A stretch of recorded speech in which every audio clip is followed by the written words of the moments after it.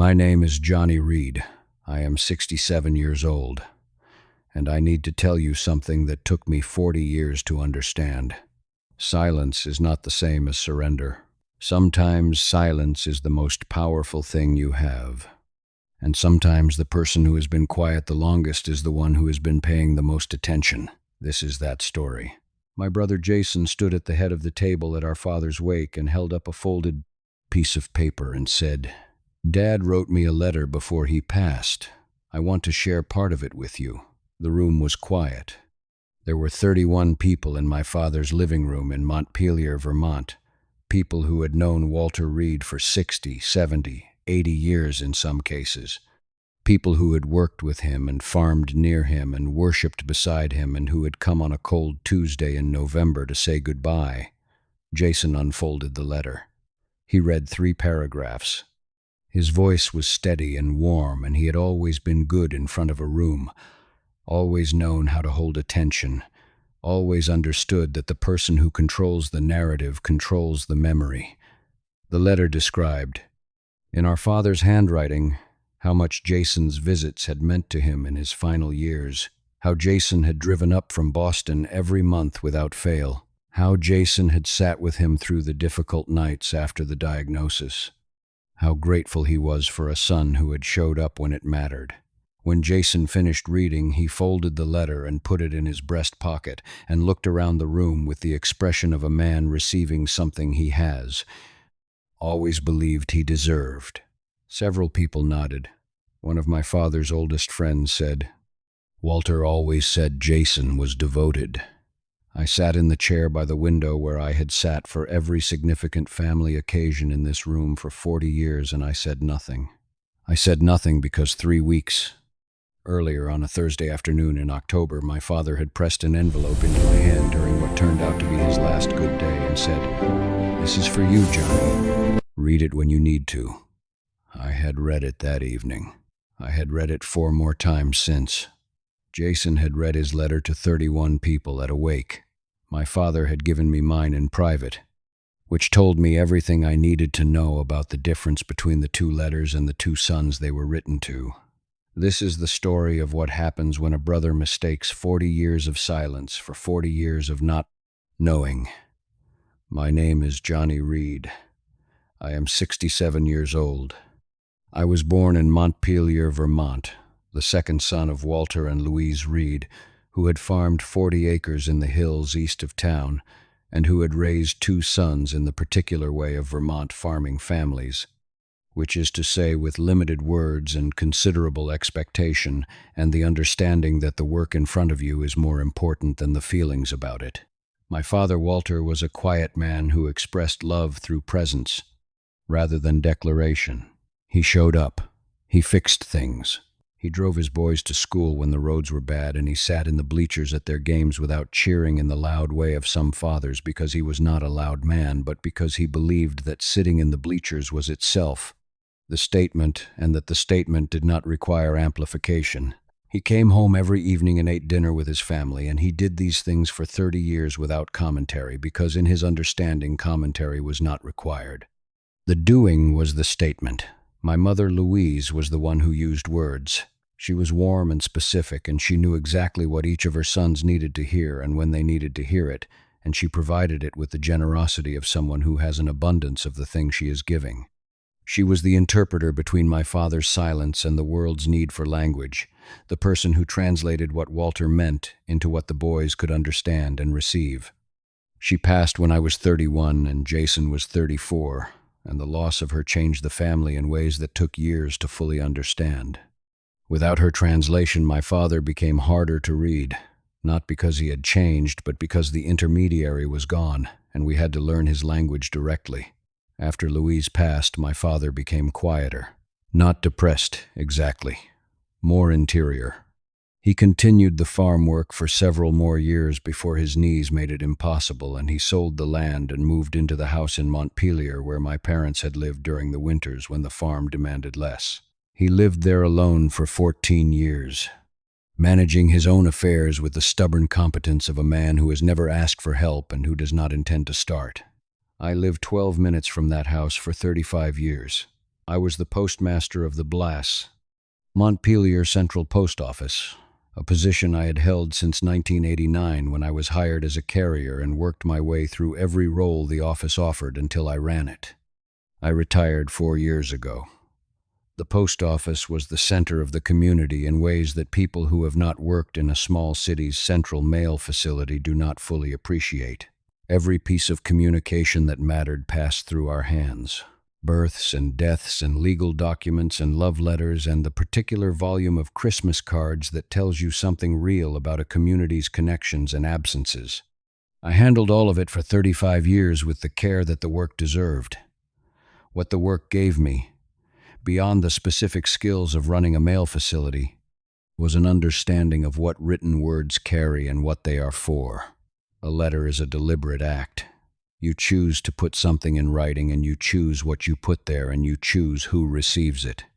Those three choices tell you more about a person than almost anything else they can show you. I had been reading those choices for 35 years by the time my father handed me an envelope on a Thursday in October and told me to read it when I needed to. During those 35 years, I visited my father every week. Not dramatically, not with announcement. I drove over on Tuesday afternoons and we had coffee and we talked about whatever needed talking about, and when there was nothing to talk about, we sat in the kitchen and were quiet together, which was its own form of conversation for two men who had learned their emotional vocabulary from Walter Reed.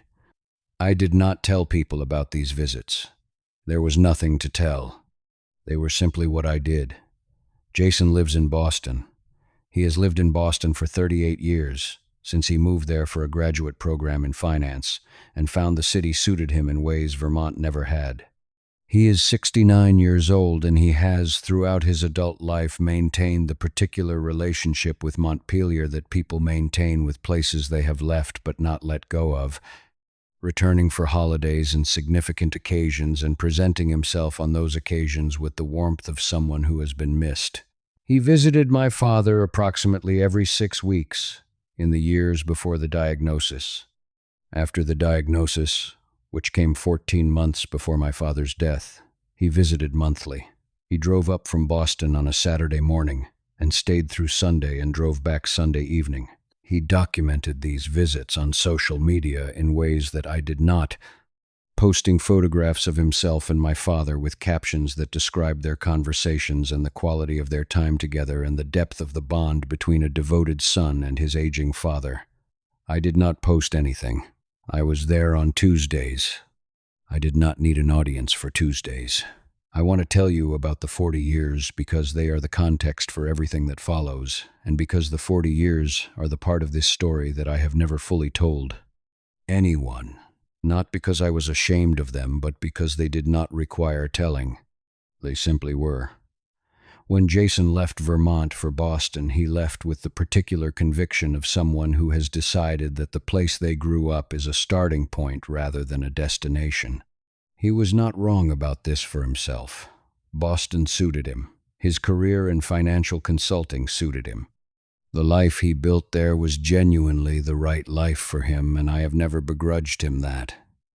What I noticed over the years was the pattern of his returns.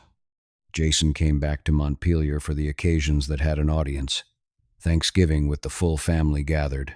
Christmas with the cousins and the neighbors who had known us as boys.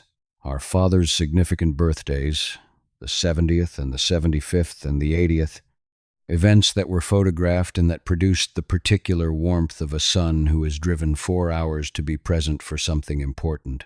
He was less reliably present for the things that had no audience.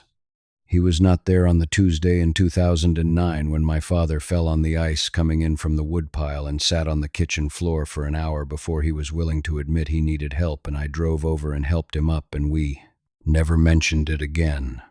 He was not there on the Thursday in 2014 when my father's doctor called me because my father had missed 2 consecutive appointments, and the doctor was concerned, and I went to the house and found him sitting in the kitchen, unable to explain why he had not gone.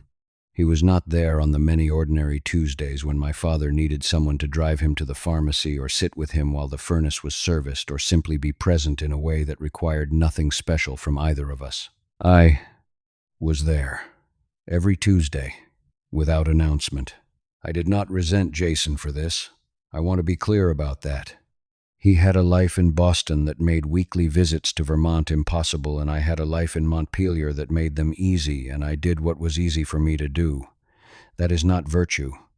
That is geography. What I did resent, and I am being honest now in a way I was not always honest with myself at the time, was the way Jason spoke about his relationship with our father in the gaps between his visits. The confidence with which he described their bond. The authority with which he interpreted our father's feelings and preferences in family conversations. The particular ease with which a person who is present for the significant occasions can construct a version of a relationship that emphasizes the significant occasions and overlooks the ordinary Tuesdays. My father never corrected this. He was a quiet man who did not engage in the comparison of his sons or the public accounting of who had given what. He accepted Jason's visits with the same warmth he accepted mine, and he said nothing to either of us about the other. Until October. My father had a good day on a Thursday in October, 4 weeks before he died. The hospice nurse noted it in her records. He was alert and engaged, and he wanted to talk, which was less common in those final months than it had been earlier in his life. I came on Tuesday, as always, and he was sitting up in the chair by the window, the chair that had been his chair for 20 years, and he had an envelope on the table beside him. He waited until we had finished our coffee, and until the comfortable silence had settled between us in the way it always settled, and then he picked up the envelope and held it out to me. He said, "This is for you, Johnny. Read it when you need to." I said, "Okay, Dad."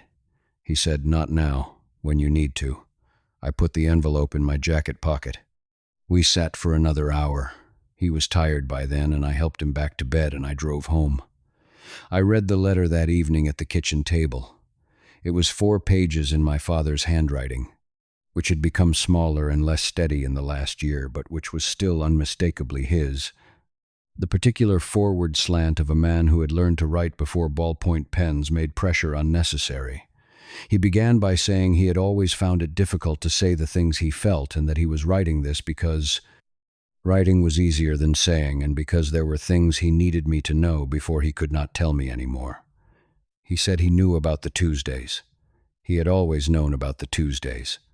He said that in 35 years I had come on Tuesday afternoons with such consistency that he had come to think of Tuesday as the day his life was attended to, the day when the things that needed doing got done, and the things that needed saying sometimes got said, and the things that needed only presence got presence.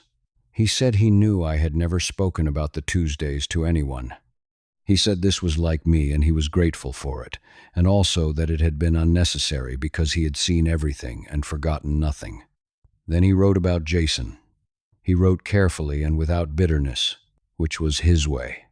He said Jason had always needed more recognition than I had, and that this was not a flaw but a characteristic, and that he had tried to provide it because Jason needed it, and because withholding it would have damaged something that did not need damaging. He said the visits in the last year had meant something to him, and he did not want to diminish that. But then he wrote the paragraph that I had read 4 times, and that I read again on the morning of the wake before I drove to the paragraph house. He wrote, "Jason has always believed I loved him more than I loved you. He has believed this his whole life, and I have never corrected it because correction would have required a conversation I did not know how to have. The truth is simpler and more complete than any comparison. I love you both entirely.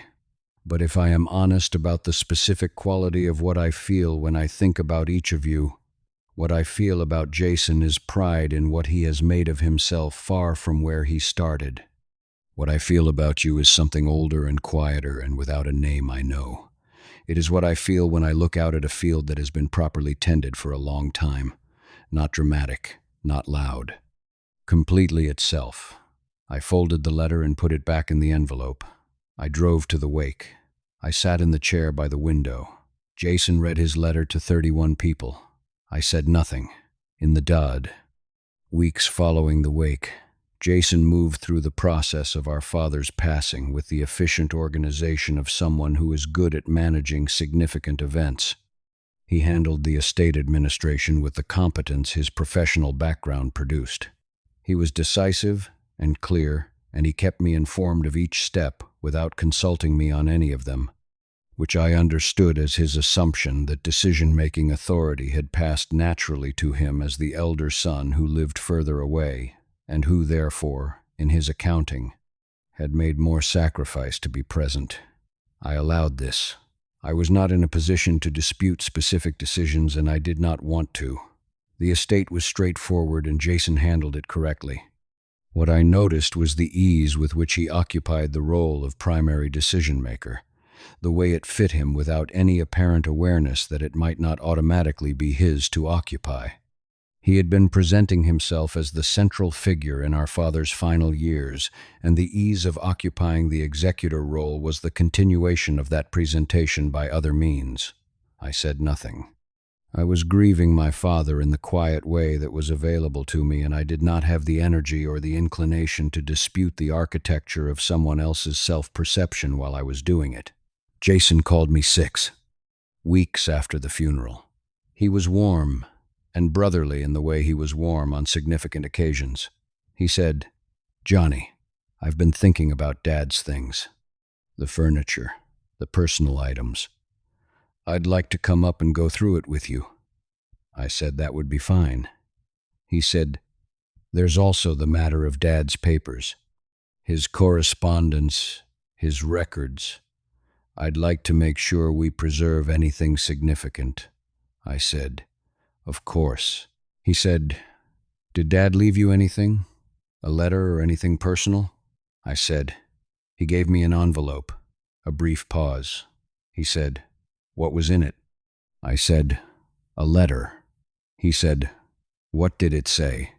I said, "It was personal, Jason." Another pause. "Longer," he said. "I shared my letter with everyone." I said, "I know." He said, "Was his letter to you similar to mine?"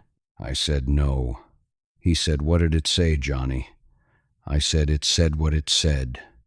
It was written to me." The silence on the phone was the specific silence of someone processing information they did not expect and are deciding how to respond to. He said, "You're not going to tell me?" I said, "No." He said, "That seems unfair." I said, "He wrote you a letter he wanted you to share. He wrote me a letter he wanted me to keep. I'm honoring what he wanted." Jason came to Montpelier the following weekend. We went through our father's things together over 2 days.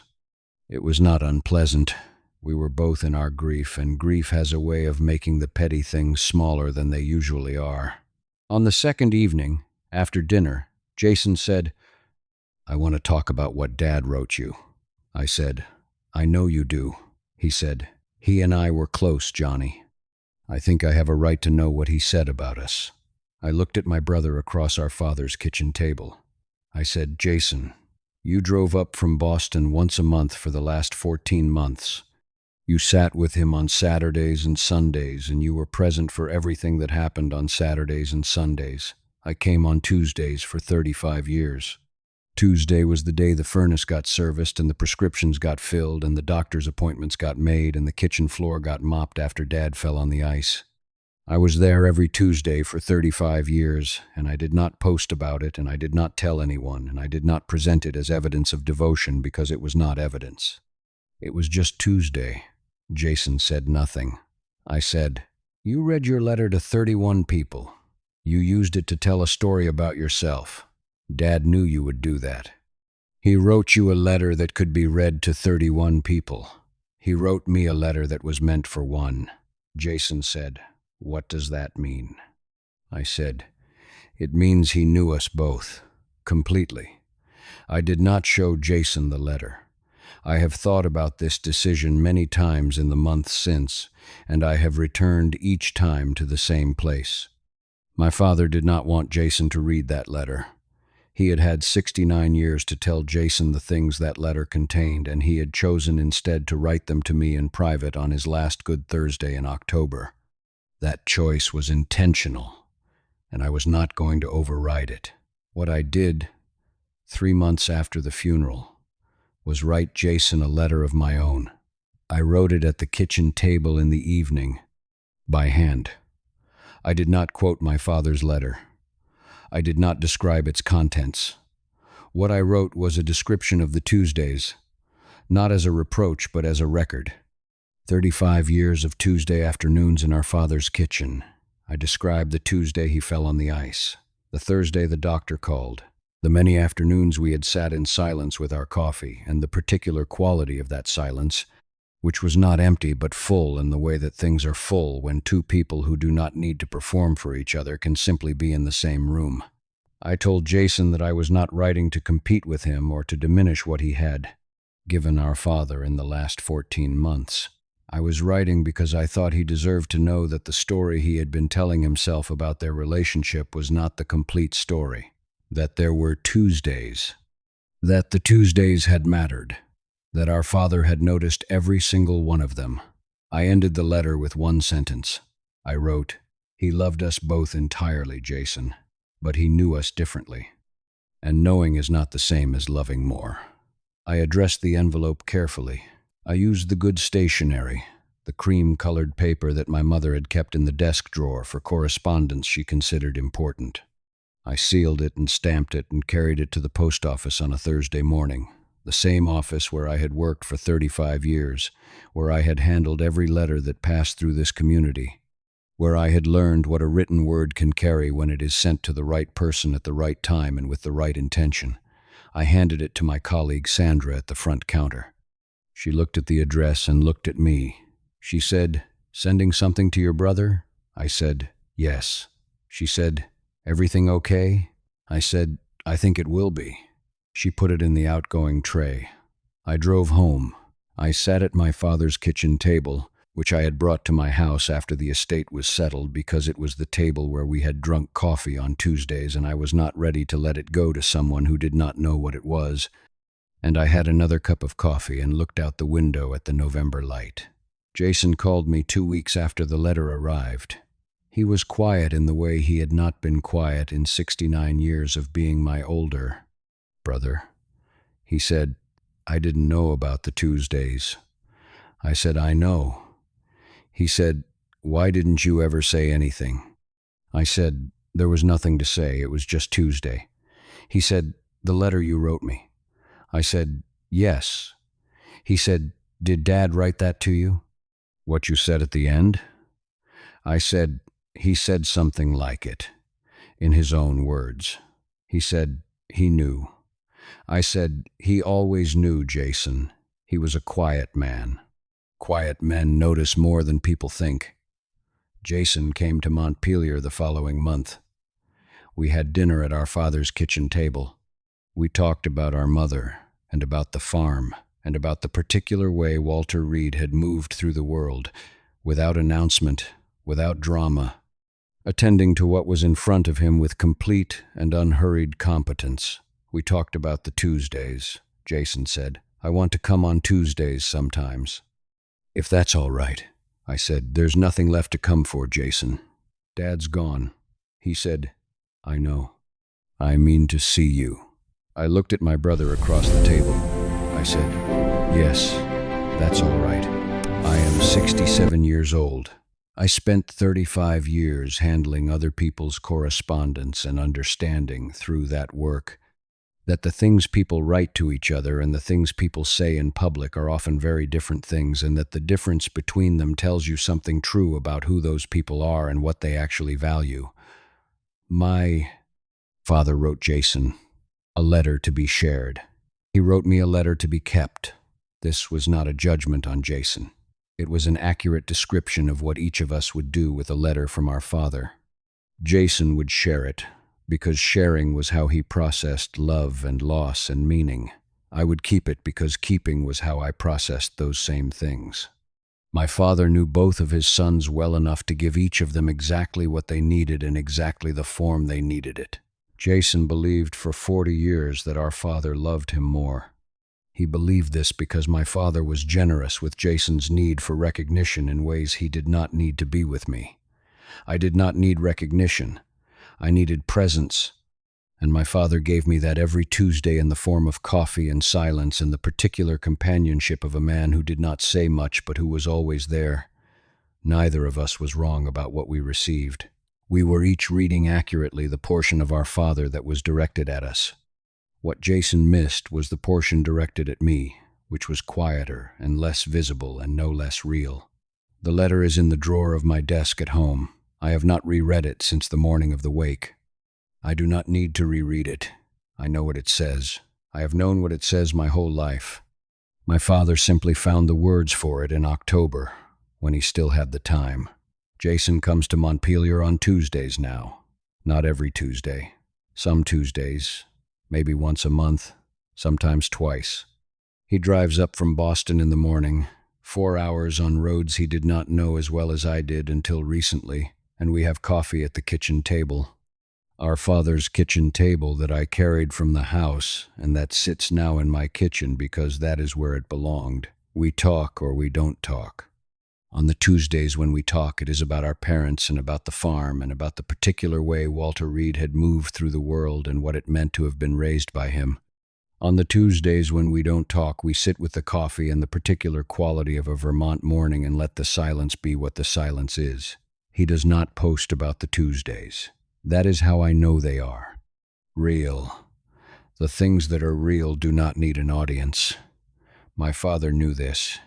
He showed up every evening and fixed things and drove his boys to school and sat in the bleachers without cheering and came home to dinner every night for 30 years and said almost nothing about any of it because the doing was the statement, and the statement did not require amplification. I am my father's son. I always have been. It just took Jason 69 years and a letter from a dead man to see it. The best move is the one they never saw coming. Tell me in the comments. Has someone in your life been quietly present for you in ways you only understood later? I want to hear from you.